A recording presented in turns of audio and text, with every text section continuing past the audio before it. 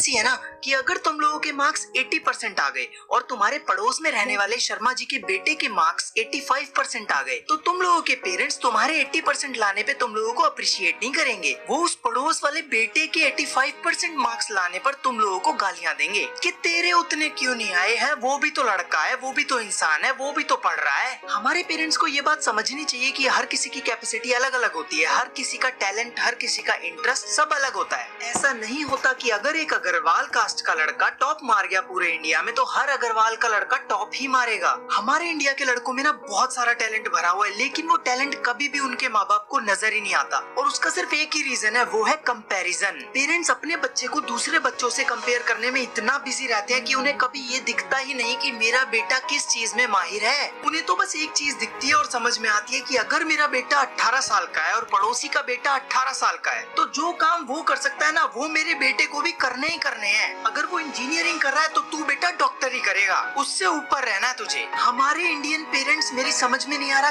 कब बच्चों को एक दूसरे से कंपेयर करना छोड़ेंगे। जब तक ये कंपैरिजन चलता रहेगा ना बच्चों में, तब तक 90% बच्चे डीटीसी में धक्के खाते रहेंगे और कुछ नहीं होगा। ये कंपैरिजन ही वो ऐसी जड़ है जो बच्चों के करियर को खत्म कर देती है। अगर कोई बच्चा सिंगर बनना चाहता है, वो अपने पापा से रिक्वेस्ट करता है कि पापा मेरे को एक गिटार या फिर कीबोर्ड या फिर और कोई भी इंस्ट्रूमेंट जो उसे चाहिए वो दिला दीजिए, और पापा की तरफ से जवाब आता है तेरे 12वीं में उतने नंबर तो नहीं आए थे जितने उस गौरव के आए हैं, देख कितना बढ़िया नंबर लाया है, वो अपने माँ बाप का नाम रोशन कर रखा है। और ये छोटी सी बात ना आधे घंटे का लेक्चर बन जाता है। उसके बाद जितने भी प्लान्स होते हैं उसके मन में, जितने भी काम उसने सोचे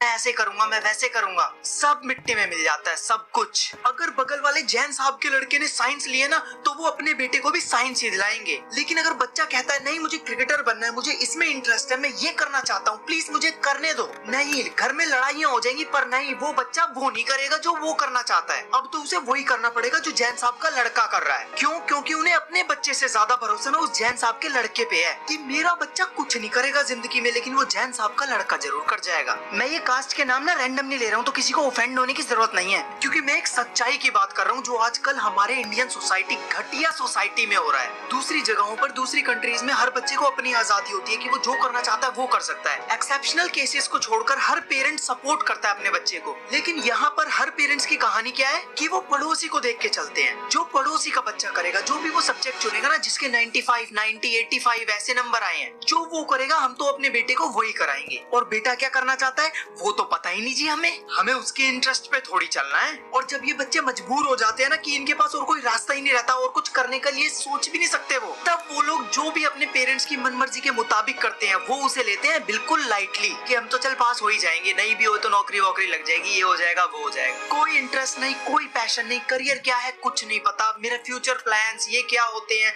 ड्रीम्स क्या होते हैं, भैया हमें तो कुछ भी पता ही नहीं। हमें तो बस ये पता है कि हम ये इंजीनियरिंग कर लेंगे, उसके बाद 15,000 की नौकरी लग जाएगी। आज के टाइम का हर बच्चा इस कंपैरिजन की बीमारी से जूझ रहा है, मचल रहा है, एकदम मर रहा है बिल्कुल। हर बच्चे के मन में कुछ होता है कि मैं ये करना चाहता हूँ, वो बनना चाहता हूँ, लेकिन बस उसमें वो हिम्मत नहीं होती कि वो दिल खोल के कह दे यार मुझे ये करा दो प्लीज, और मजबूरन उसे फिर बाकी भेड़ों के पीछे पीछे जाना होता है। देखो ये बातें शेयर करना ना बहुत ज्यादा जरूरी है, क्योंकि हम लोग ना हमारे इंडिया का यूथ है, और अगर हमारा करियर बढ़िया होगा तो इंडिया बढ़िया होगा। और मानो या ना मानो भैया, आजकल के बच्चों की करियर की ऐसी तैसी हो रखी है। तो यारो अपना करियर संभालो, जो करना है वो करो यार। भाड़ में गए साले पड़ोसी के 95% वाले बच्चे। हम लोग ऐसा कुछ करके दिखाएंगे कि उनके मुंह फट जाएंगे। आज फिर से मैंने एक बार अपनी सारी भड़ास निकाल दी, सही बता रहा हूँ। तुम लोगों को इस वीडियो में कुछ भी अच्छा लगा है ना, तो भैया शेयर मार दो अपने दोस्तों के पास, यहाँ तक कि पेरेंट्स के पास भी अगर दम है तो। दिखाओ उन्हें आजकल का यूथ क्या सोचता है। शेयर करोगे तो यार कुछ नहीं पता कब क्या हो जाए, शायद मेरी बातों से किसी की जिंदगी पलट जाए। मिरेकल्स तो सेकंड भर में होते हैं। मैंने तो कर दी अपने दिल की बातें, अब मैं चलता हूँ दूसरी वीडियो बनाने। आप लोग यार मेरी वीडियोस ऐसे ही देखते रहना और अपना ख्याल रखना यार।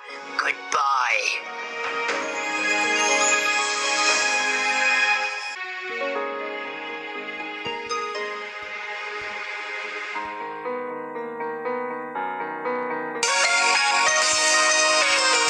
First advice is great. Do stupid shit now, because when you're older, you'll actually get in trouble for it.